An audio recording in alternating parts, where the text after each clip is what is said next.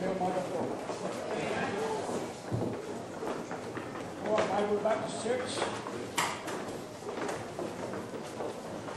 Sumasamba sa Panginoon ayos pa na lang sulat.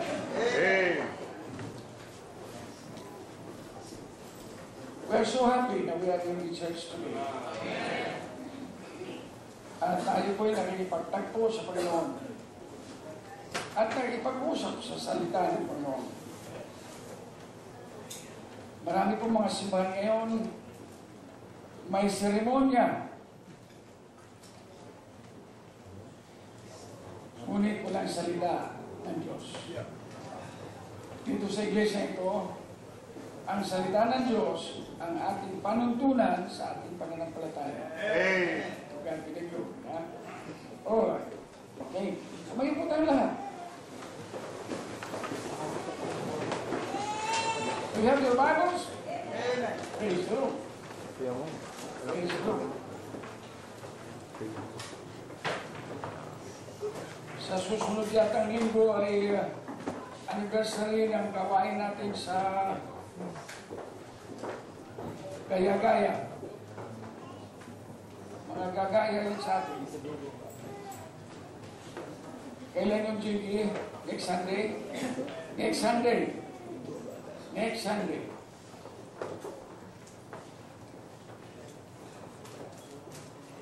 Sa Luke, chapter 17.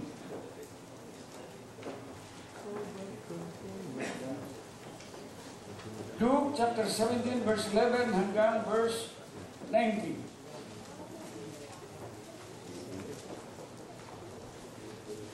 Luke, chapter 17, verse 11 hanggang 19.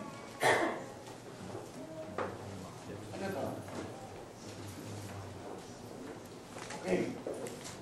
Nakita na ba yun sa inyong Bible? Meron kayong ballpen? Pwede kayo maglagay ng notes sa inyong Bible? At wala naman po kayong Bible? Look at the screen. I will read these verses and please follow me silently. And it came to pass, as he went to Jerusalem, that he passed through the midst of Samaria and Galilee. And as he entered into a certain village, there met him 10 men that were lepers, which stood afar off. And when he saw them, he said unto them, Go. Verse 13, sorry. And they lifted up their voices and said, Jesus, Master, have mercy on us. Please underline, have mercy on us. Verse 14. And when he saw them, he said unto them, Go, show yourselves unto the priests. And it came to pass that as they went, they were what? Yes. They were cleansed. Verse 15. And one of them, when he saw that he was healed, turned back, and with loud voice glorified God. Amen. And fell down on his face at his feet, giving him thanks. And he was a Samaritan. And Jesus answering said, Were there not 10 cleansed? But where are the 9? Verse 18. There are not found that return to give glory to God, save this stranger. And when he said unto him, Arise, go thy way, thy faith hath made thee whole. And all was to say, Amen. Amen. This is the word of God. Amen. Praise the Lord. So we go to the Lord in prayer. Everyone in prayer for the needs of this church. But most of all, for the salvation of our loved ones. For the salvation of our loved ones. And for the continued Christian service of everyone who have been saved. So bow our heads in prayer. Our Father, salamat po, Diyos, sa umagang ito. Napakabuti mo sa amin.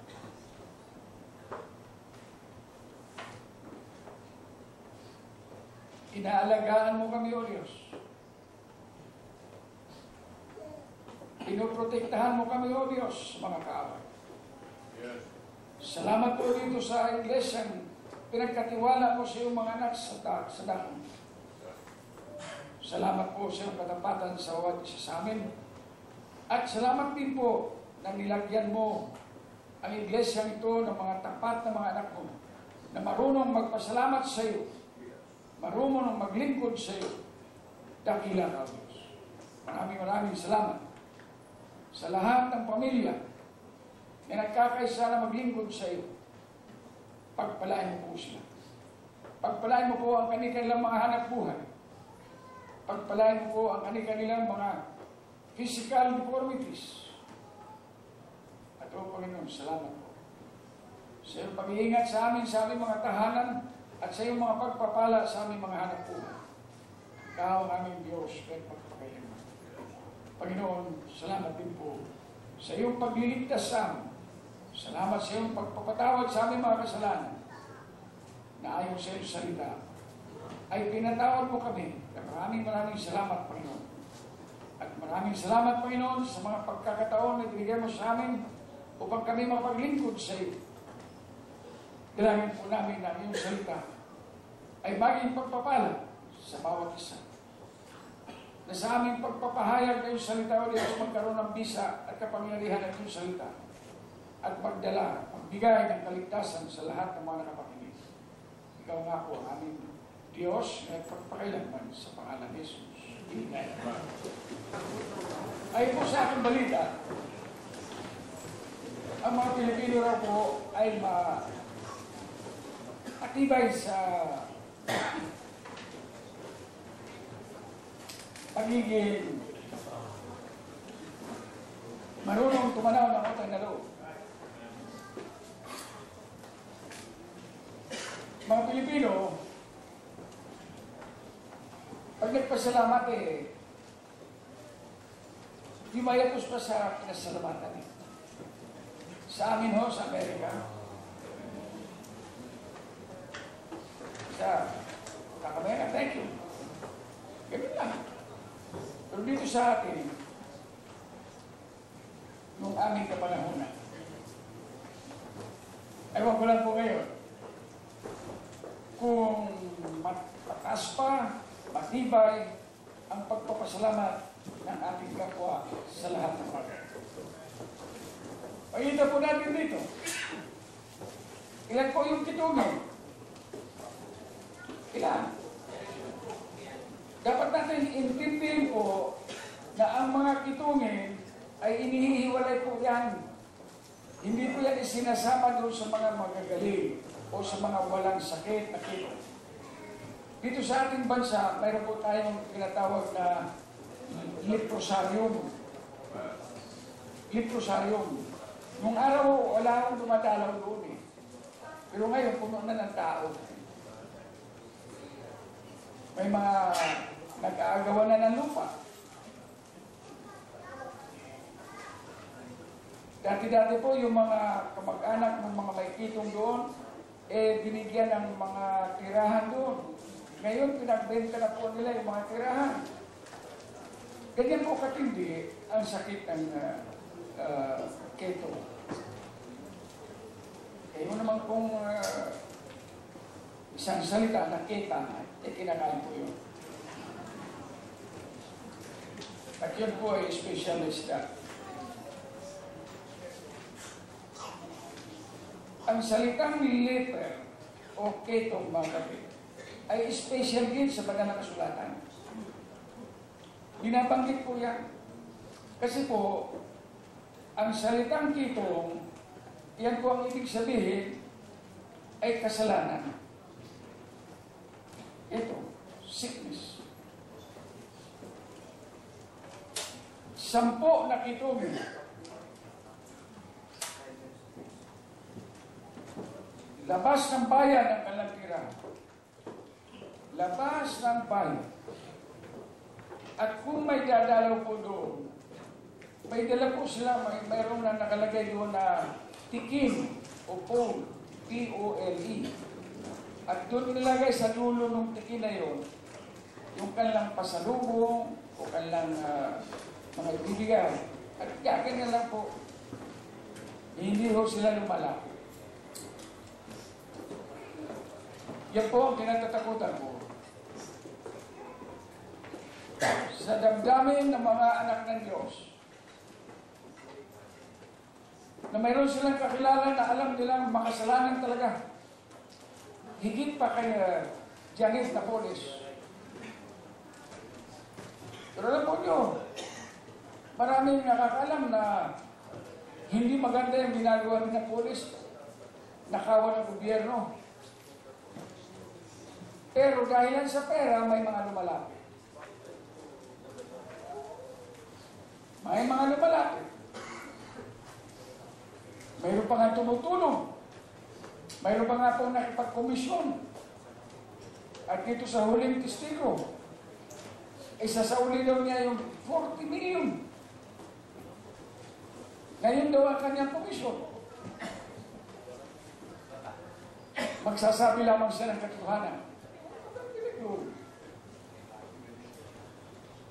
Pero alam po ba niyo, kung yung 10 kitungin, ang ibig sabihin, sila ay 10 makasalanan, tandaan po nyo na all have sinned and come short of the glory of God. At sila po ay nangangailangan kay Kristo. Pakibalik na natin doon sa mga talan. Ang sigaw ng mga kitungin, sabay-sabay po sila. Jesus, Master, have mercy on us. Jesus, Master, tama ba? Jesus, Master, have mercy on us. Wow!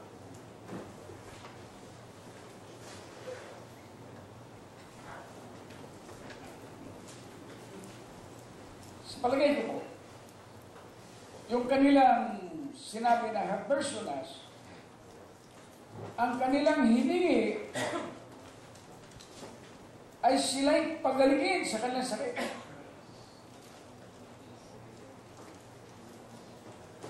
Have mercy on us.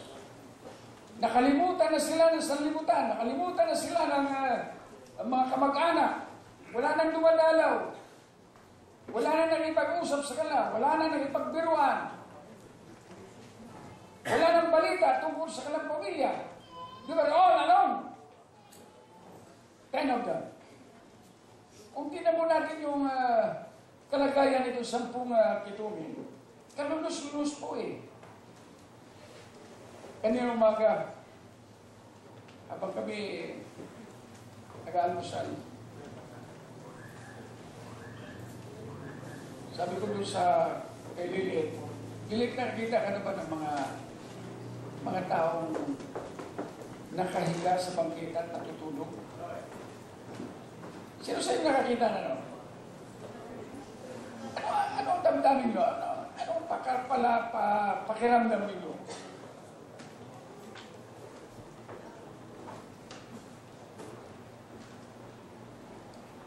Sa Biblia, maraming reaksyon. May kanya-kanyang reaksyon. Mayroon pa nga sinabi doon na nakita yung isang bulag, nagpapalimos. Yung mga self-righteous, ay sabi, "Oh, Jesus, sino nagkasala? Yang batang yan o ang kanyang mga magulang?"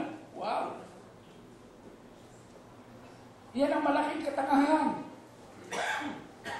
Yung mga taong hindi kumikilala ng kanilang kasalanan sa harapan ng Diyos. Yung mga taong hindi marunong tumingin sa kanilang sarili. Yung mga taong hindi marunong magpahalaga ng awa ng Diyos.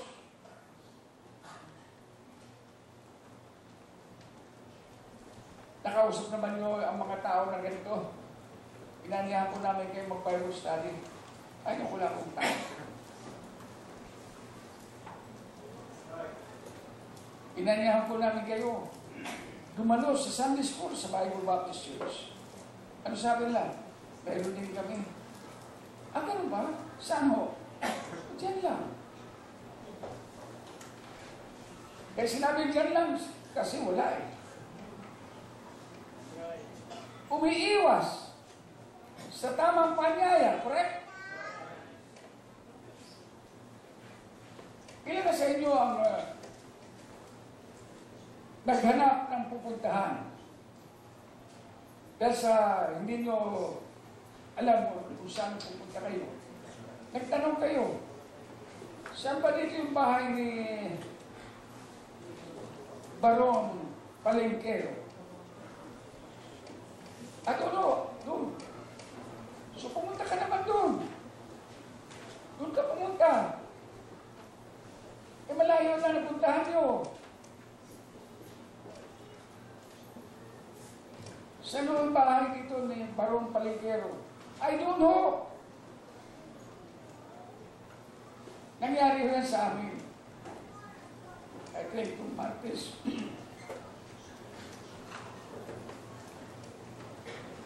Doon ako dumaan sa Cavitex. Ang general direction ng General Trias, alam ko. Diretso kami. Dating namin sa Rosario, nagtanong kami dito sa kanto. Mga pulis ito. Saan dito ang General Trias? Doon.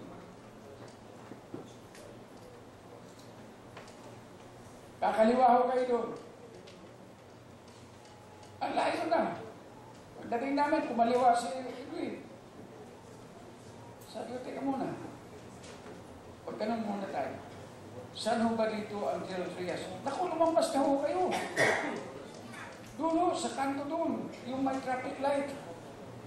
Bumalik ho kayo, kumanan kayo. Malapit na ho doon ang husga. Sabi ko, wala ho bang daan dito? Na shortcut? Naku, mapapalayo kayo. Didiretso pa ho kayo sa Tres Martires. You see, may mga tao na mali ang turo ng ilang daliri na sinusunod ng tao. All because of ignorance. Dahilan sa kawalang malay. Kaya kung ano sinabi, yun na lang. Kaya wala siya malamig. Pero may mga tao naman po na tinuturuan nyo na ng tama, ay galit pa. Galit pa. Kaya nagpapasalamat tayo sa Panginoon na kayong mga tinuruan ng salita ng Diyos ay nanatili na makinig ng salita ng Diyos sapagkat hindi kayo galit. Natuto kayong makinig sa salita ng Diyos. Kagaya ng inawit kanina, ano, continue daw? Continue daw in what you have learned. Tama ba yun? Pakita mo nga sa amin. Kasi nakatulog kami nung kinanta ng choir. Continue daw. These days are good. Sipa.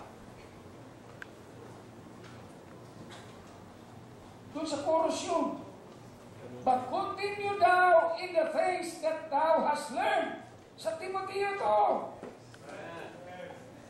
Pakita mo nga. Hindi naman tayo nagmamadali. Sandali lang. Timothy, 2 Timothy.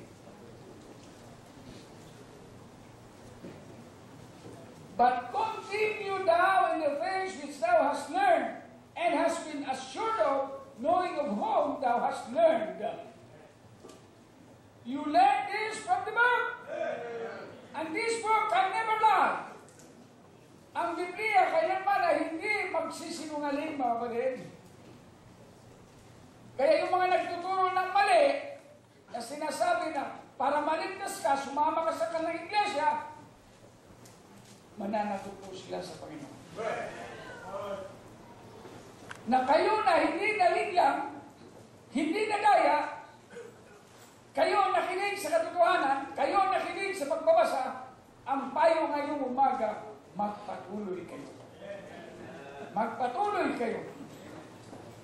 But continue thou in the things that has learned, and from whom you learn this truth. To God be the glory. To God be the glory. Tingnan po natin, balikan natin sa Luke 17. 10 lepers. Dito ho, nung bago po akong pananampalataya, nagkaroon po ako ng argumento sa sarili ko eh. Kung sinabi ng Panginoon doon, go to the priest and show yourself. Tingnan natin. Go show yourselves unto the priest. Di mayroon palang kinikilala pala ng Panginoon ng mga priest. Kinikilala pala ng Panginoon ang mga priest. Yes. Pero ano sinabi? May pakinabang ba yung mga priest dyan? May nagawa ba yung mga priest dyan? Mayroon? Hindi pa sila nakarating sa priest. Hindi pa nakarating sa mga pari.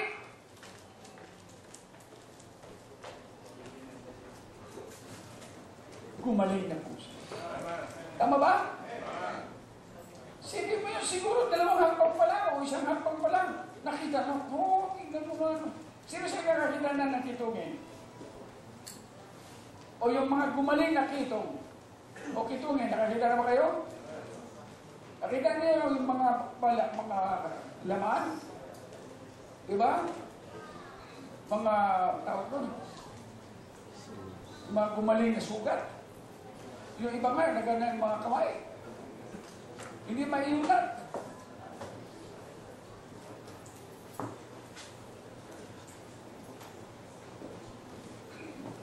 Ano ang mga resulta? Ano epekto ng mga may sakit ng ito? Pagsabi mo nga sa amin, marami, bigyan mo kami ng tatlo lang. Ha? Ay, palakasan mo, mga parang marinig mo iba. Pagsabi mo nga, alam mo, magtatapos ito ng pag-aaral ng medisina at siya ay magiging tawag nun. Ang leprosy po kasi, ang dinadamage niya nerves. So, pwede muscle weakness, then kidney failure. So, yun. Yung prognosis niya. Tama ba yung sinabi ko kanina? Yung Pwede, yes. Muscle weakness. mga kamay hindi na maiunat. Pwede muscle weakness. Tapos yung sugat Pero pa nakaganyan. Di ba? Kalabos-lunos. Kung sariwa pa yung sugat, nalalaglag po daw yun eh. Tama ba yun? Nalalaglag yung laman. Ako kung nandun ka sinama mo na sa hamburger. Hindi na kakain kumain ito mamaya. Salamat naman. At least mag-reduce muna kayo ha. Oo. Oo. Grabe po ito. Now, I am not trying to exaggerate. I am just trying to show you the fact of this sickness. The effect. Hindi na makalakad yung iba. Hindi na makalakad. Pag-press ka dito sa aking pananaw, ay marunong pa, kaya pang lumakad. Kaya pang lumakad. Wow! Go to the priest! Show to the priest! Wow! Pero bago sila magpakita sa pare, hindi mga sila nakarating doon, gumaling na. What do you see from this incident? The power of God! The power of God! Marami na kayo narinig na patotoo.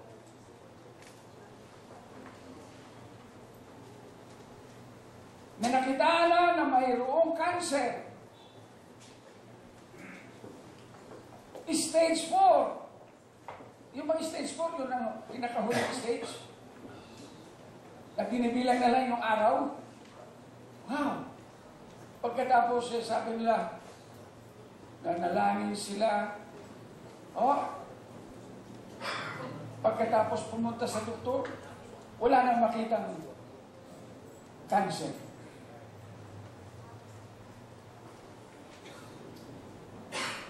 Power of God. Kuminsan marami, we underestimate what God can do in our lives. Nanalangin ka, Panginoon, ilipat mo yung bundok. Kinabagaan, pag-isip mo, nakita mo nandun pa yung bundok. Sabi ko na nga ba yun? Anong klase pa nanalangin yun?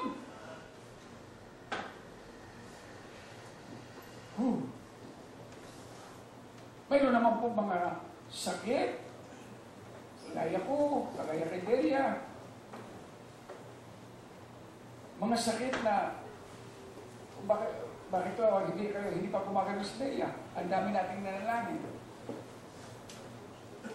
Hindi natin alam ang purpose ng Diyos. Kaya panalangin ko sa sarili ko, Panginoon, pag-aangganin mo na lamang yung mga hapdi at sakit na aking katawan. Ano man po ang iyong kalooban, ay buong puso kong tinatanggap. Anyway, hilipas din yun. Naniwala ba kayo? Yung sakit natin, ililipas din. Pag namatay ka, tapos na. Tama ba? At makakapagsabi ka na, he is now resting from his labor. Labor of pain. Labor of pain. Kaya yung mga hindi man nanampalataya, pag mga may sakit, ako, gano'n na, kakanding-wigil ito. Because they cannot trust their God if they have any. And because they have no God, they have nobody to call upon. But we have tayo may Diyos. Wala ka na makain. Yung walang mga Diyos, gano'n na lang ha, pagtakaw na lang tayo. God, piniglo. Purihin mo. Nasa gitna ng kahirapan, tandaan mo, kung ikay anak na ng Diyos, alam ng Diyos ang kailangan mo. Alam ng Diyos ang kailangan mo. Alam ng Diyos lahat ng pangailangan ng ating mga tahanan na angkop lamang sa ating pansariling pangangailangan. Piniglo.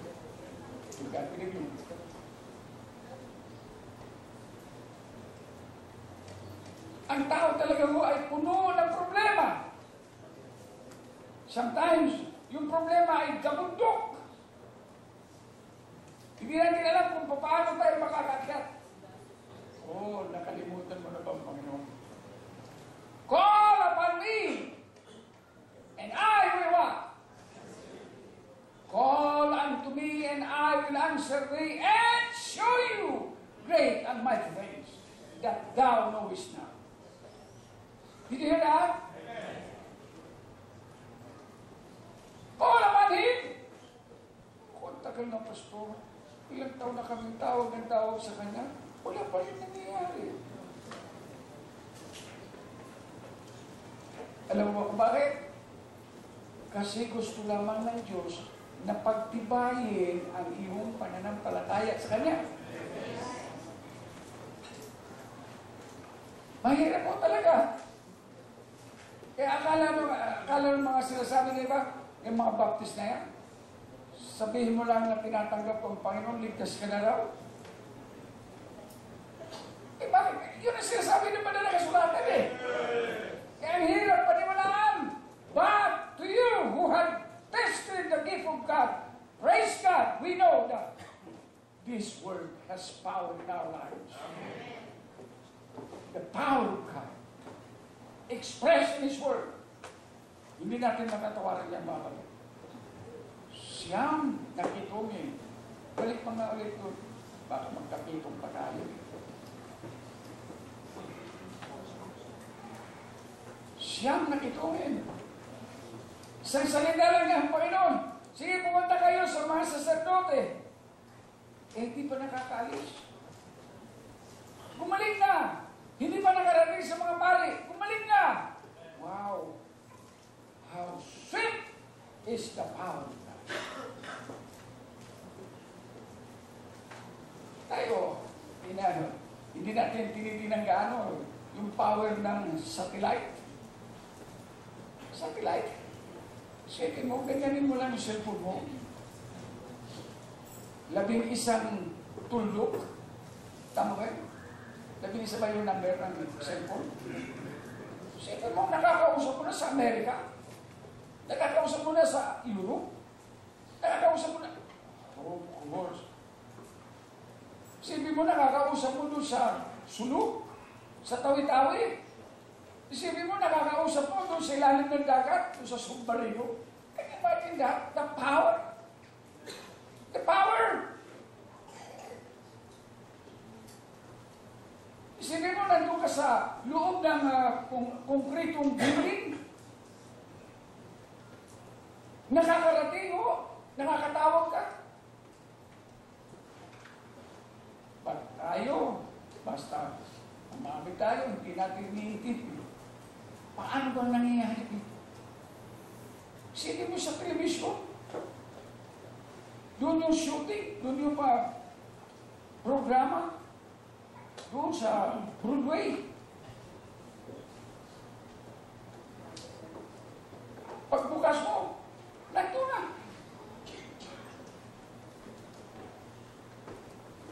Yung Channel 7, no, yun ang pinapanood ko muna ko, nandun sa Amerika. Nandun.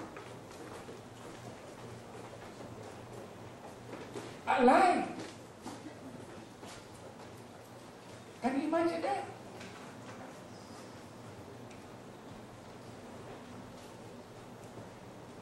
Naniniwala ko tayo doon at magkakaroon tayo ng mga tanong sapagkat nakikita namin.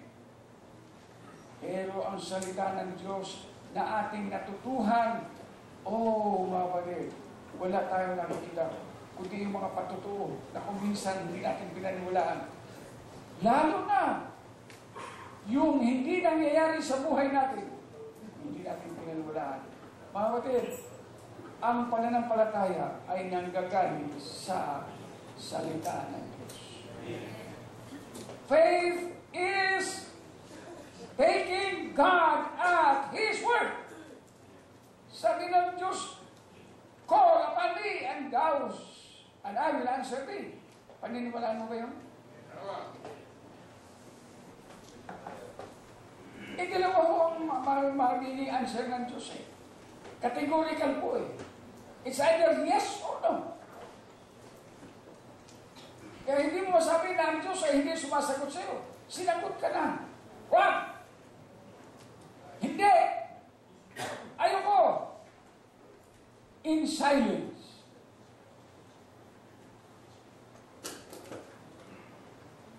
Ikaw piniglory, mga kapatid. Yung siyang nakitungin, lahat pinagaling, pare-pareho ang problema, pare-pareho ang bigat ng problema. Isang salita lang ng Diyos. Isang salita lang ng Panginoon. Gumaling. Lahat naman nakita nila, gumaling sila eh. Pero isa lang na gumaling. Yung pantay. Di ba 10 sila? Ilan ang 10? Ilan? O ngayon, aywan ko. Sabi ng iba, ang layo naman yung isang kitungin, hindi ni pastor sa tithe. Eh, 1/10 yun eh. Tama ba? 1/10 yung isa eh. Alam ba niyo na, yung ibinibigay natin tithe, tinapalik lamang natin mula sa Kanya. He returned! Ang ibinigay niya 100,000 na ibinigay niya sa atin, ang ibinabalik lamang natin ay 100,000. Yun lang hinihingi niya. At yan po ay dahil tinitisting ng Panginoon ang pananampalataya natin. Pinapagtitingnan magtitibay lamang tayo